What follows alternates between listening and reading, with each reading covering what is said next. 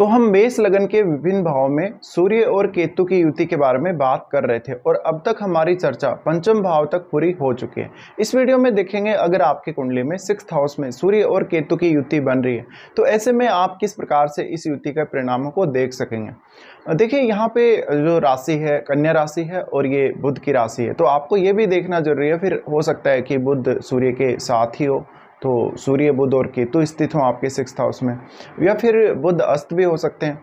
तो यहाँ पे अब सबसे पहले आपको सूर्य को ही देखना पड़ेगा। सूर्य यहाँ कितना मजबूत स्थिति में है, जितना अधिक सूर्य यहाँ प्रबल होगा, डिग्री वाइज वो बलाबल के साथ होगा, तो निश्चित ही आपको ऐसे में कहीं ना कहीं केतु का प्रभाव थोड़ा कम देखने को मिलेगा और फिर आपको डिग्री डिफरेंस भी चेक करना पड़ेगा।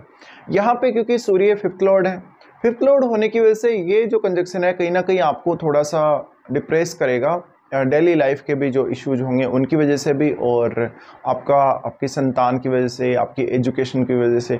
तो ऐसे में कभी कभी आपको अपना सही एजुकेशनल कैरियर चुनने में परेशानी हो सकती है। खुद के डिसीजन लेते समय आप बहुत ज़्यादा कंफ्यूज हो सकते हैं। तो सूर्य जितना अधिक यहाँ मजबूत होगा उतना ही ज़्यादा आपके लिए कहीं ना कहीं कॉन्फिडेंस लेकर आएगा ये। अब बुध के घर में तो निश्चित ही यहाँ सूर्य अपने मित्र के घर में, तो यहाँ सूर्य का मजबूत होना निश्चित ही आपको सपोर्ट भी करेगा। ऐसी कंडीशन में अब आपके ऊपर कोई भी लीगल कार्रवाई हुई है, आपको कोई भी किसी के साथ झगड़ा हो गया, कोई विवाद हो गया, या किसी भी प्रकार का और आपकी कोई डेली लाइफ का इशू है, या कोई भी ऐसा इशू जहाँ पर आप डिसीजन नहीं ले पा रहे, आपको ये नहीं पता लग रहा कि आपको कौन सी डायरेक्शन में आगे बढ़ना चाहिए, किस प्रकार से आपको काम करना चाहिए, तो वहाँ आपकी सूर्य जरूर हेल्प कर सकते हैं। अब इस कंजक्शन को अगर बृहस्पति जैसे ग्रह का दृष्टि प्राप्त हो जाता है तब आपके लिए थोड़ा सा फेवरेबल जरूर हो जाएगा। लेकिन यहाँ देखिए मुख्य रूप से आपके लिए ये थोड़ा सा उलझन भरा रहेगा। जहाँ भी आप काम करेंगे, जिस भी वर्क प्लेस पे आप रहेंगे, वहाँ पर आपके अपने कलीग्स के साथ या अपने बॉस के साथ ढंग से बनेगी नहीं, और आपको ये भी पता नहीं रहेगा कि उन लोगों को आप कैसे ट्रीट करें। तो यहाँ सूर्य के रूप में बहुत ज़्यादा एनर्जी है। एनर्जी होने की वजह से कभी कभी आप बहुत ज़्यादा ईगोइस्टिक हो सकते हैं अपने कलीग्स के साथ या बॉस के साथ। इसके साथ साथ आप काफ़ी ज़्यादा डोमिनेटिंग होंगे अपने वर्क प्लेस पे। इसके साथ ही फैमिली के साथ या संतान के साथ भी आपका कुछ इसी प्रकार का बिहेव देखने को मिलेगा। तो एक बहुत ज़्यादा ये प्रॉब्लम वाली स्थिति है। ऐसे में आप अपना वर्क प्लेस बार बार चेंज करते रहेंगे, इवन अपना जॉब बार बार चेंज करते रहेंगे। ऐसे में लाइफ में किसी भी प्रकार की स्थिति या परिस्थिति से निपटना भी आपके लिए उतना आसान नहीं होने वाला है।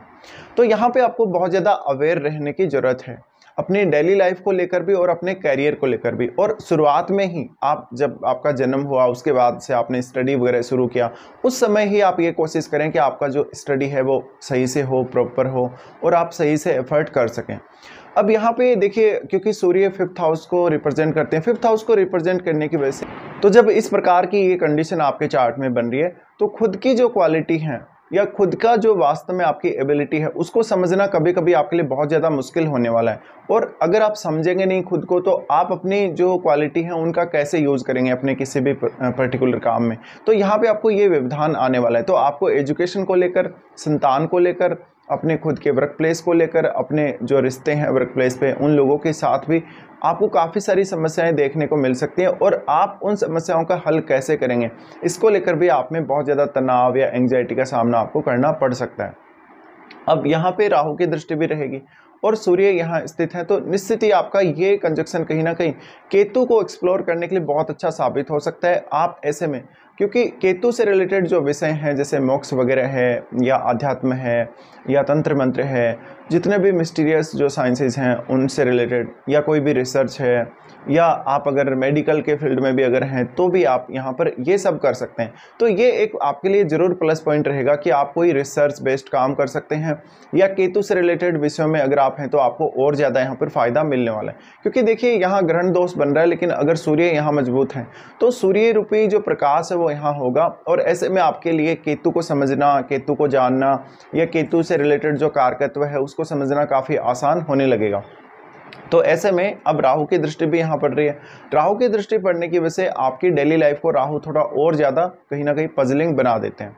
अब यहाँ पे सबसे मेन है आपके कैरियर के लिए आपको बहुत ज़्यादा ट्रेवल करना पड़ सकता है, या फिर आपको डेली लाइफ के जो इश्यूज हैं उनकी वजह से आपके कैरियर में व्यवधान आ सकता है, आपके एजुकेशन में व्यवधान आ सकता है। इसके साथ साथ आपको संतान से जुड़े हुए रिश्तों में बहुत ज़्यादा तनाव का सामना करना पड़ सकता है। आपकी लव लाइफ भी इससे बहुत ज़्यादा स्ट्रेस में आ सकती है, आपकी मैरिड लाइफ और आपके जीवन साथी के साथ रिलेशनशिप भी इससे बहुत ज़्यादा प्रॉब्लम में आ सकते हैं। तो यहाँ पे अब आपको ये देखना है कि चंद्रमा क्या इस कंजक्शन से प्रभावित है या नहीं है, चंद्रमा का सूर्य से या केतु से या राहु से भी अगर कोई संबंध है या नहीं। अब आपको चंद्रमा बहुत ज़्यादा मजबूत चाहिए। अगर आपका चंद्रमा मजबूत नहीं है तो निश्चित रूप से ही आपको कैरियर में बहुत सारे इश्यूज़ देखने को मिलेंगे और उन इश्यूज़ को आप कैसे हैंडल करेंगे ये आपके लिए सबसे बड़ी समस्या बन जाएगा। यहाँ पे मान लीजिए अब जो सूर्य की स्थिति है, सूर्य यहाँ पर मान लीजिए बुध के साथ स्थित है, तो कुछ हद तक आपको ज़रूर फिर भी मदद मिल सकती है, क्योंकि बुध यहाँ होंगे तो निश्चित ही आपको हेल्प करेंगे किसी भी प्रकार के डिसीजन मेकिंग में और प्रॉपर किसी भी कार्य को करने में। बुध यहाँ होंगे तो आपको थोड़ा मल्टीटास्किंग भी बनाएंगे, जिससे आप बहुत सारे कामों को एक बार में करने के बारे में सोचेंगे और काफ़ी ज़्यादा मेहनती होंगे। लेकिन सूर्य और केतु का ये कंजक्शन आपसे बहुत ही ज़्यादा हार्डवर्क करवाएगा और आप जिस प्रकार के रिजल्ट एक्सपेक्ट कर रहे हैं उस प्रकार के रिजल्ट यहाँ नहीं आने वाले। तो ये आपके लिए एक बहुत बड़ा मेजर दिक्कत यहाँ रहेगा।